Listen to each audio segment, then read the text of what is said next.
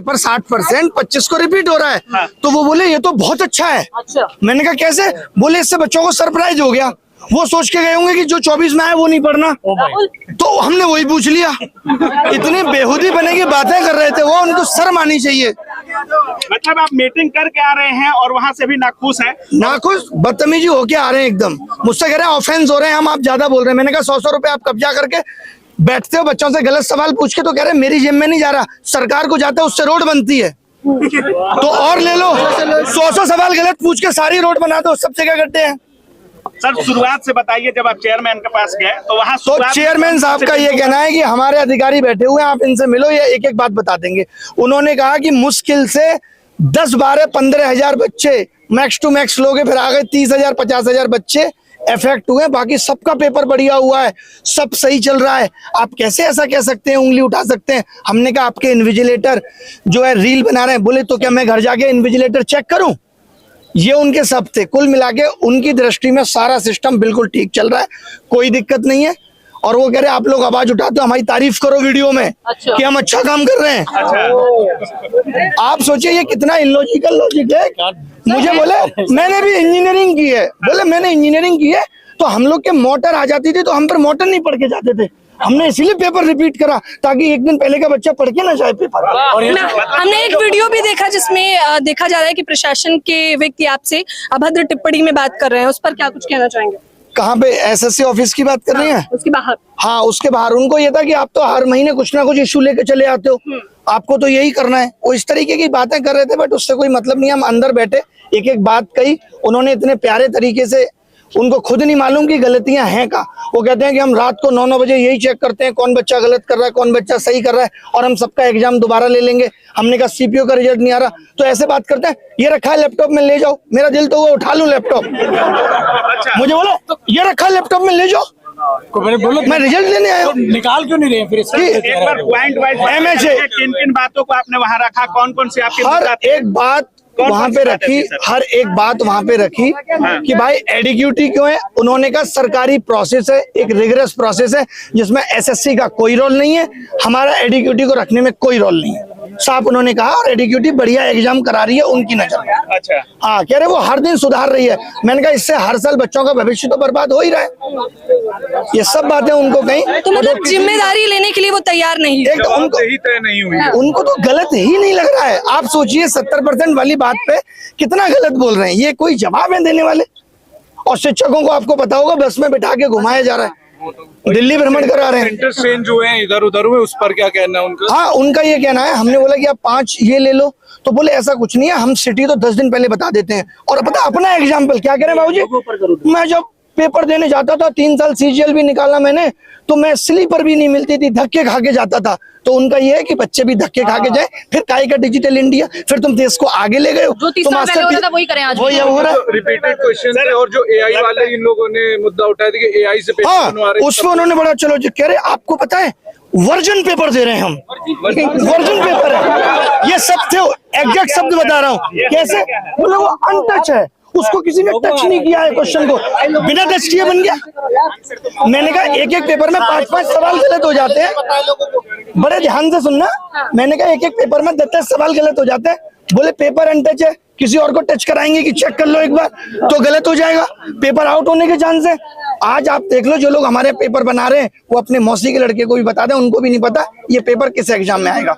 मैंने कहा भाई आप सिलेबस में तो आपने दिया नहीं था, प्रोबेबिलिटी स्टैटिस्टिक्स आप सिलेबस तो दे रहे हो। बोले उससे क्या मतलब है, बच्चे को नहीं पता कि 12th बेस्ड है और 12th में सब आता है। तो मैंने कहा आप ये भी लिख दो कि भाई 12th बेस्ड है, एनसीईआरटी पूछेंगे तो बोले लिख देंगे, ये इनडायरेक्टली तो लिखा हुआ ही है। कुल मिला के उनको किसी बात के लिए इतू सा रिग्रेट नहीं है कि बच्चे परेशान है या एग्जाम सिस्टम खराब है। उनको लग रहा है हम भी धक्के खाते थे, तुम लोग भी धक्के खाओ, धक्के खा के कोई नौकरी तुम्हारे हिस्से में आ जाए तो अच्छी बात है, नहीं तो नहीं। किसी भी बात के लिए उनको कोई रिग्रेट या परेशानी इस बात से नहीं है, वो मजे में है पूरे। और ये सर हालत आप कब पूरे है? देश के शिक्षकों को आंदोलन करने के लिए बुलाए थे या मिलने के लिए डीओपीटी से बुलाए थे सर? हमको लगता है कि देश के तमाम शिक्षक आए हैं, सारे शिक्षक लगभग आए हैं और इतनी संख्या शिक्षकों की थी। आज जो पूरा क्रम हुआ, जैसे प्रशासन का जो आप लोगों से बिहेवियर रहा, आप एसएससी चेयरमैन से भी मिलकर आ रहे हैं, आपको क्या लगता है जो ये पूरा हुआ आज? सुबह डीओपीटी वालों ने भी बोल दिया था कि मिलेंगे, हाँ। फोन पे बात हो रही थी, बाकायदा नंबर आ रहे थे, ऐसे लग रहा था कितने सम्मान से बुलाया जा रहा है। तो आप सुबह से देख रहे हैं हर चीजों को सर, और पहले से भी लगे हुए हैं। कितना उम्मीद है कि आपके इस रिफॉर्म वाले आंदोलन से, इस मीटिंग से कुछ प्रभाव पड़ेगा या कुछ अंतर देखने को देखिए, मिलेगा? उम्मीद लेके ही आए हैं, जितना ज्यादा से ज्यादा बच्चा यहाँ आके बैठेगा तो इस सिस्टम को ठीक करके ही जाएंगे, क्योंकि इतनी कमियां है ना। जैसे हमने बोला माउस और कीबोर्ड, हाँ ये मानते हैं थोड़ा माउस दिक्कत कर रहा है, वो पेन छीन लिया आपने बच्चे के हाथ से। माउस। हमने बोला एक बच्चा पीटा गया, बोले अच्छा बच्चा पीटा गया है, वीडियो कहाँ है दिखाइए, लिंक दे दिया कि भाई ये वीडियो है।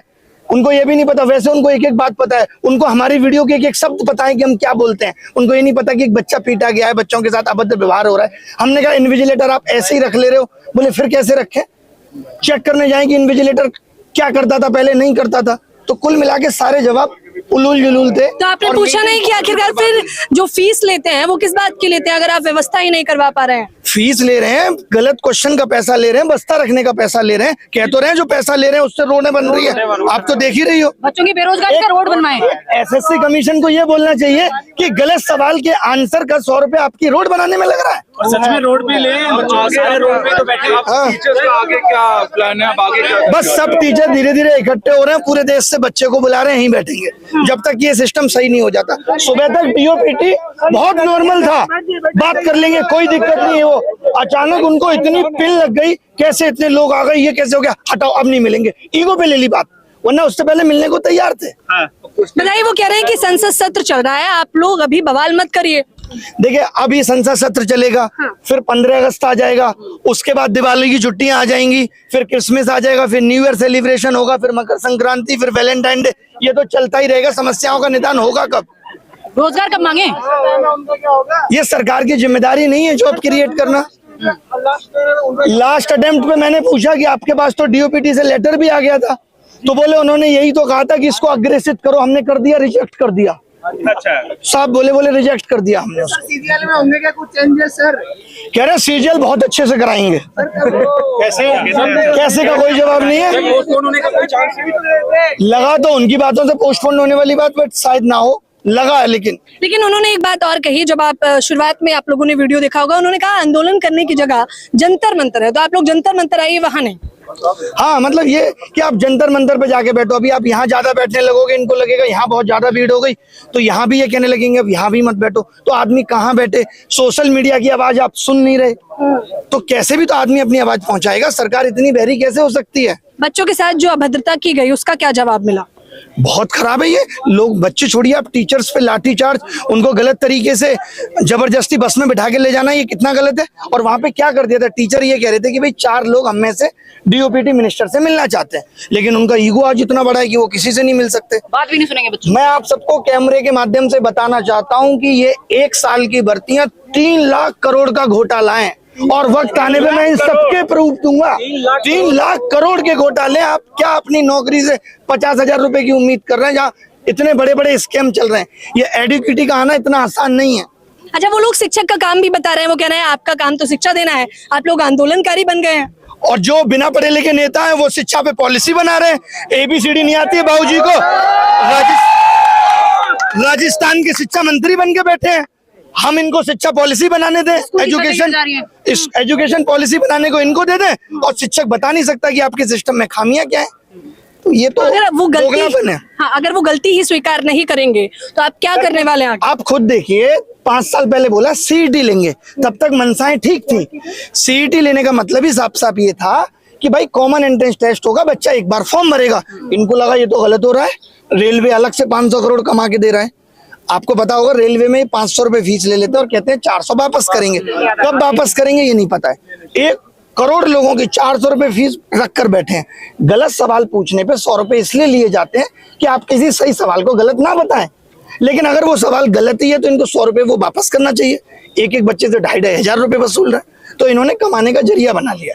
अभी एडुकेटी 100 रुपए लिए जाते हैं, 100 रुपए, और एक पेपर में अब हो गया है कि 20 क्वेश्चन गलत। यानी 2000 एक बच्चा देगा प्री में और कम से कम 1000 देगा मेंस में, 3000 देगा एक बच्चा। संख्या बढ़ती जाएगी। बढ़ती, इसीलिए हर क्वेश्चन हर साल बढ़ रहे हैं। हमारे टाइम पे एक भी गलत नहीं आता था, फिर 2 गलत आए, फिर चस्का लग गया पैसे का, उससे रोड बन रही है। अच्छा सर, रोड पे हम खड़े हैं आंदोलन करने। कोई किसी और आयोग के चेयरमैन वगैरह से, जैसे आपका आंदोलन जो था, जो कह रहे थे डीओपीटी से मिलने का मतलब इतना ही था कि हमें आप पूरे एग्जाम सिस्टम पे बताओ, खाली एसएससी में ही नहीं, आप बाकी के एग्जाम सिस्टम पे भी बात करो।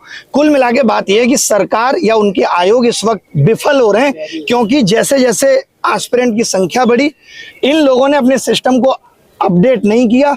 आज आधार ऑथेंटिकेशन के लिए अलग कंपनी का सहारा ले रहे हैं, एग्जाम कंडक्ट कराने के लिए अलग कंपनी का सहारा ले रहे हैं, उसमें जो सर्वर सपोर्ट लग रही है वो अलग कंपनी की लग रही है।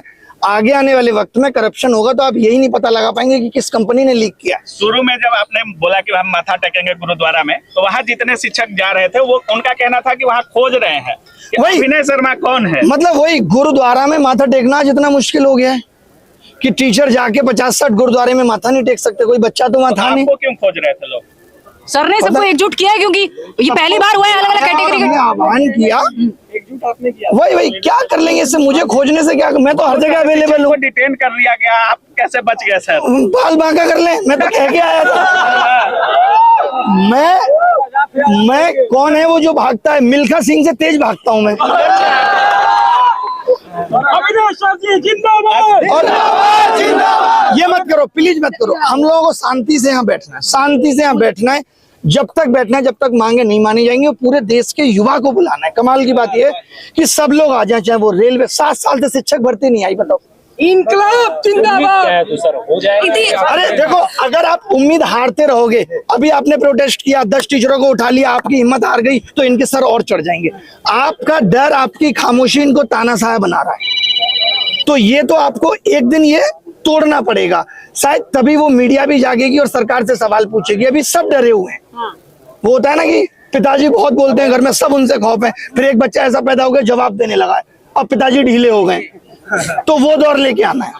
कितनी देर की बातचीत में कहीं आपको लगा कि हाँ ये आश्वासन सही और सटीक मिला है? कहीं नहीं, कोई भी ऐसा आश्वासन नहीं था जो ठीक मिला है। टोटल इलॉजिकल थी। उनको अपना बताना था, हम 16 घंटे काम कर रहे हैं, 8 घंटे सो रहे हैं। फिर ध्यान में आया उनको, नहीं 2 घंटे तो और भी कुछ कर रहे हैं, फिर बोले 14 घंटे काम कर रहे हैं। तो उन्होंने बस यही दिखाया, हम बहुत काम कर रहे हैं बच्चों के लिए, हर एक बच्चे की समस्या को सुन रहे हैं, हर एक बच्चे की समस्या का निदान करने की कोशिश कर रहे हैं। कुल मिला के सरकार, एजेंसी और आयोग तीनों मिले हुए हैं और सबका एक ही उद्देश्य है, किस तरीके से युवाओं से पैसा वसूला जाए। अच्छा, आप पे ये आरोप भी लगा कि आप सीधे तौर पर प्रशासन की खिल्ली उड़ाने का काम कर रहे हैं, जिस प्रकार से वीडियोस वायरल हो रही हैं आपकी। कि खिल्ली उड़ा रहा हूँ? अब मैं तो फिर भी बहुत कम उड़ा रहा हूँ, इनकी और ज्यादा उड़ाना बनती है, जैसी इनकी हरकतें। आपने देखा राजस्थान के शिक्षा मंत्री को इंग्लिश बोलनी नहीं आती और वो कह रहे हैं कि मैं अपने घर से पैसा लगा के स्कूल की छतरी ठीक करवाऊंगा। इस तरीके की ये बयानबाजी कर रहे हैं, इनकी खिल्ली तो खुद उड़ रही है। सबकी जोड़िए, मोदी साहब की खिल्ली उड़ रही है। हाँ, तो आप कह रहे हैं अगर जिम्मेदारी लेने के लिए ये लोग तैयार नहीं होंगे तो अब हम आंदोलन। चेयरमैन, वही तो चेयरमैन अगर इस बात की जिम्मेदारी नहीं लेगा कि इतने बच्चों के साथ गलत हो गया, तो कौन बोलेगा? इतने सारे बच्चों का, आप खुद मान रहे हो 50,000 पे आ गए, बोले 55,000 बच्चों के साथ गलत हुआ है। 55,000 छोटी संख्या है कि 55,000 बच्चों के साथ गलत हुआ है? और कैसे आइडेंटिफाई करोगे? और एक कमरे में अगर 10 लड़कों के साथ समस्या हो जाए तो उनके हल्ला गुल्ला में बाकी के लोग भी पेपर नहीं दे पाते। इतना आसान थोड़ी है पेपर देना। इनको लेकिन मजाक लग रहा है, वो अपना एग्जाम्पल ले रहे हैं, हम भी तो तब जाते थे। तो 30 साल पहले जो होता था वही अवस्था, वही खराब। ये डिजिटल इंडिया, बेटी बचाओ बेटी बचाओ, ये कुछ नहीं होना चाहिए। ये बोलो देश अभी भी वही है, विश्वगुरु बनने जा रहा है, ऐसे ही बनेंगे। वही। तो ये नए भारत की नई तस्वीरें हैं। अरे ये विश्वगुरु वो वाला है कि मैंने अपने आसपास 8-9 चमचे पाल लिए हैं, वो मैं तुझे कहते हैं गुरुजी बहुत अच्छा कर रहे हो, मैं बाकी की दुनिया देख ही नहीं रहा, गुरुजी बहुत अच्छा कर रहे हो। तो ये वो वाला विश्वगुरु है जो कई नेताओं को आदत होती है, 8-10 ऐसे लोग हर राज्य में अपना सीएम ले आओ, जो बाबूजी करे, कुछ काम करे ना करे, बस उसको बाबूजी अच्छा करना है। तो ये उस रास्ते में गुरु बनने की राह पे है। तो ये समस्या पहले से ही थी कि अभी आई है? पहले से 7-8 साल से संगठित हो गई। भाई साहब आप कहाँ थे बताओ? अभी आए हम। आप अभी आए हो तब आपको दिख रहा है, बताओ। छात्र कभी परेशान है पेपर को लेकर? आप भी कभी छात्र रहे होगे, आपने तैयारी करी होगी, सरकारी नौकरी सही वक्त पे नहीं मिल पाई, इसीलिए आज आपको ये माइक और कैमरा पकड़ के इंटरव्यू कर रहे हैं कि किसी तरीके से यूट्यूब से जीवन यापन कर लें।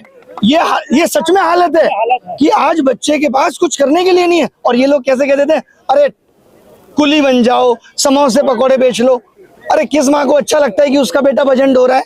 मजबूरी में करता है आदमी। फ्रांस में तो कोई किसी का वजन नहीं उठाता। फिर हम बात करते हैं हम आगे आने वाले वक्त तो बहुत आगे निकल जाएंगे। चाइना पे हम बोलना नहीं चाहते, चाइना कितना आगे निकल रहा है हमसे। आगे की रणनीति क्या है?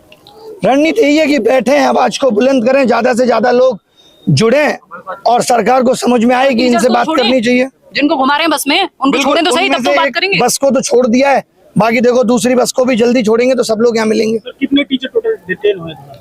50 के आसपास। बताइए, दूर दूर से टीचर आए थे। इतनी बातचीत में आपको भी, मुझे पता है कि इतनी देर अगर बातचीत हुई है तो कोई ना कोई सलाह तो दी होगी कि सर आप निकलिए, छोड़िए।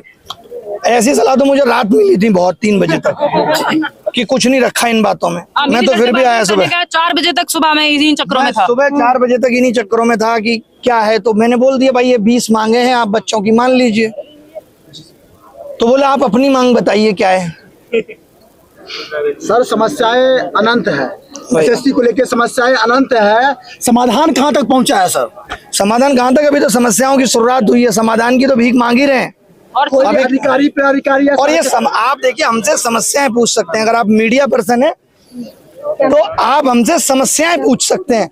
समाधान के लिए आपको जिस सरकार को हमने चुन के भेजा और जिसने लोग बिठाए हुए हैं उनसे पूछना बनता है। आज किसी मीडिया की इतनी औकात नहीं रही है कि जो जाके देश की सरकार से और चेयरमैन से सवाल कर सके भैया बताओ बच्चे ये आप पे आवाज उठा रहे हैं। अभी तो क्या 11 साल सत्ता में रहते हुए हो गए, पुलिस भी जानी पहचानी हो गई है, एजेंसी भी जानी पहचानी है। आपने मीडिया के ऊपर में प्रश्न चिन्ह लगाया है जो वाजिब है आज देश की जो स्थिति है, लेकिन मैं आपको सर्व सेवा की तरफ से वचन देता हूं, अगर शिक्षक लोग साथ है तो सरकार का, सांसद का, जहां तक आप बोले वहां तक जाएंगे। बस यही जोश चाहिए आपका। ये मैं बोल रहा हूँ बिल्कुल पहली बार बोर्डर से रिपोर्टर आया है। यही आपका जोश चाहिए और यही आवाज जरूर जाएगी संसद तक। लो संसद चल रही है साहब, क्या चल रहा है संसद में? क्या कोई एक समस्या अगर उठाई जाती है संसद में तो आप बताइए, अगर समस्या उठाई जाती है तो क्या उस पर सटीक जवाब दिया जाता है? नहीं दिया जाता। तो संसद भी चलने के महीने खत्म हो गए। चलिए, आपको ये तो पता है कि सटीक जवाब नहीं दिया जाता, तो आप इस उम्मीद में है कि आपको सटीक जवाब मिलेगा? मैडम अगर ऐसा होता तो ये देश कभी आजाद नहीं होता और हम आजाद देश के नागरिक नहीं होते। इतना खौफ था अंग्रेजों का, लेकिन वहां से भी ऐसे लोग निकले जिन्होंने उनके खिलाफ आवाज उठाई जो देश पे कब्जा कर चुके थे। तो अगर देश आजाद हो गया इतने बड़े बड़े आंदोलनों के बाद तो ये तो बहुत छोटी प्रॉब्लम है, इन पे कैसे जीतनी मिलेगी, कैसे हिम्मत हार सकता है? सर आप लोग भारत को भविष्य को बनाने वाले हैं, भारत भविष्य बनाने निर्माण में आपकी अहम